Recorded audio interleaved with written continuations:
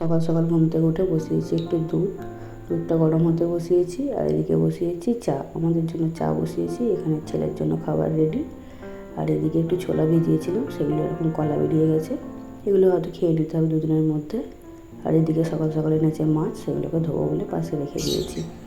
এখানে আমার ছেলে সকালবেলা ঘুম থেকে উঠে একটু খাওয়া দাওয়া করে রেডি হয়ে এখন গেটের কাছে, কারণ হচ্ছে দাদুকে ফোন করা হয়ে গেছে, দাদু আসছে, ওকে নিয়ে যাবে। কই কই দাদা কই আসছে কই? একটু অল্প কিছু খাওয়া দাওয়া করি। এই তো দাদা এসে গেছে।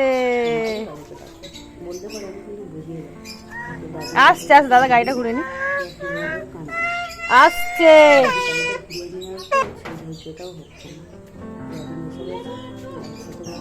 ও ঠিক চলে যাবে।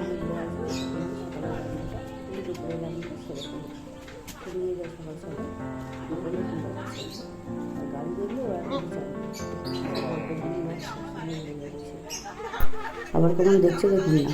আর আমার শ্বশুর এরকমভাবে গামছা দিয়ে ওকে বেঁধে নিয়ে যায়। যতই যদি ক্যারিয়ারটা নিতে বলি, বলে আমার ওসব অভ্যাস নেই, আমার এই গামছা দিয়েই ভালো। আর ওকে বেঁধে নিয়ে যাওয়াই ভালো, কারণ গাড়ি চালাতে চালাতে ব্যাক গিয়ারটা টিপে দেয়। এরকম দুষ্টুমি তো করে, তাই জন্য আরও ভালোভাবে বেঁধে নিয়ে ওকে যায়। তো চলে গেল, এখন আসবে 2 ঘন্টা বাদে।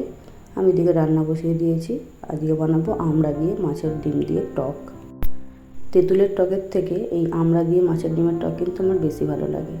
এটা আমার শাশুড়ি বানাতে বলেছিল, খেতে পছন্দ করে, তাই বানিয়েছিলাম টক। এই যে টকটা রেডি হয়ে গেছে, খেতে কিন্তু অসম্ভব সুন্দর হয়েছিল। আর সন্ধ্যেবেলা নিয়ে এসছে একটু মাংস।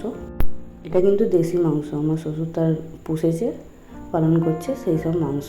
তো শ্বশুর নিজে পালন করছে বলে খাবে না, তাই আমাদের জন্য অল্প একটু নিয়ে এসেছে। একদম বেশি বড় না, ছোটোই মুরগি। তো এইটা রান্না করবো।